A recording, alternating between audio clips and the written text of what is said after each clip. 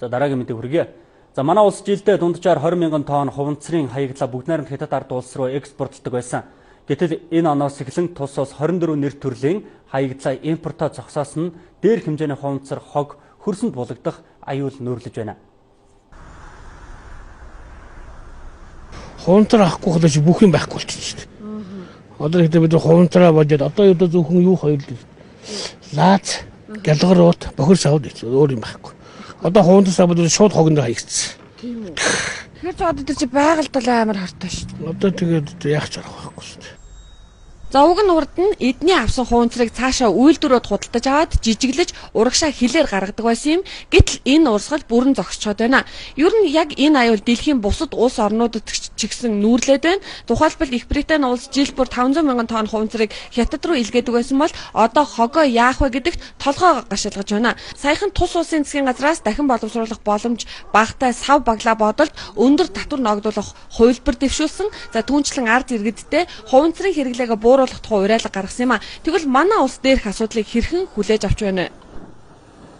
Улаанбаатар хотын захирагчийн ажлын албаны зүгээс гэх юм бол энэ томоохон нарангийн гэрээ хогийн цэг, цагаан давааны хогийн цэг дээрээ бас яг энэ бас бодлогоор дэмжиж бас энэ хогийн хэдлэг дахин боловсруулах үйлдвэрүүд эко паркын төслийг хэрэгжүүлээд бас Монголын хогийн хэдлэг дахин боловсруулах үндэсний холбоотой бас хамтран ажиллах ингэ санамж жишээ байгуулад одоо эхнээсээ ажил маань бас их нэлээд үр дүнтэй явж байна. Манай эко парк үед энийг бол ерөнхийдөө бол тооцоолж исэн. Ерөнхийдөө мэдээлэл биднэрт байсан учраас бид нар бол эко парк хоёр байрлалд бол хоёулын дээр нь одоо энэ хятадын хоригдсан хатуу хуванцар пэтийг боловсруулах үйлдвэрийн төслөө хийсэн. Барилгын эсрэг зураг нэгдсэн. Ерөнхийдөлгөөнд орсон явж байгаа. Яг ингээл газар гисэл дулаараа л ирэнгүүт бид нар 3-4 сараас бол барилгын ажил маань эхэлнэ. Уулын ажил эхлэн дараа нь ингээ барилгын суурийн сутган. Тэгээд барилга байгууламжийн өөрөө сэнжиж болохоор барих хугацаа бол үнэндээ бага. Тэгэхээр бид бол наадмын өмнө ямар ч гэсэн энэ үйлдвэрүүдийнхэн бол 50% нь бол оруулчихна. 20 үйлдвэр ууш 20 үйлдвэрийн бол 10 үйлдвэр нь орчихно гэсэн тийм эерэг төсөлтэй явж байгаа. Тэгээд 18 онд багтаад бол 4 үйлдвэр сусна бүгд орно.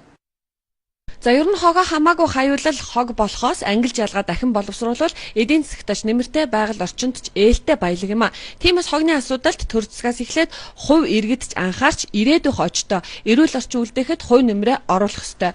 Хамгийн нэгдүгээртэл гэхэд ангилан ялгалтанд чадах чинээгээрээ суралцах хэрэгтэй.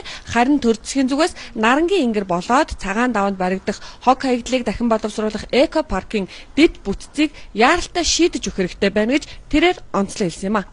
За тэгэхээр үзэгчдээ бид энэ ундаа болон усыг ууж дуусгах магцаа ямар нэгэн зүйл бодлогоогоор шууд хогийн саванд хайдаг. За гэтэл энэ хуванцрыг бол 100% химийн гаралтай полиэтилен гэдэг бүтээгдэхүүнээр хийдэг учраас хэрвээ ил задгаа хайсан тохиолдолд тухайн орчноо шүлтлэг орчин үүсгдэг. За дээрэс нь газрын гүн рүү маш их хэмжээний олон төрлийн химийн бодис шингэж газрын гүний усыг хордуулдаг юм.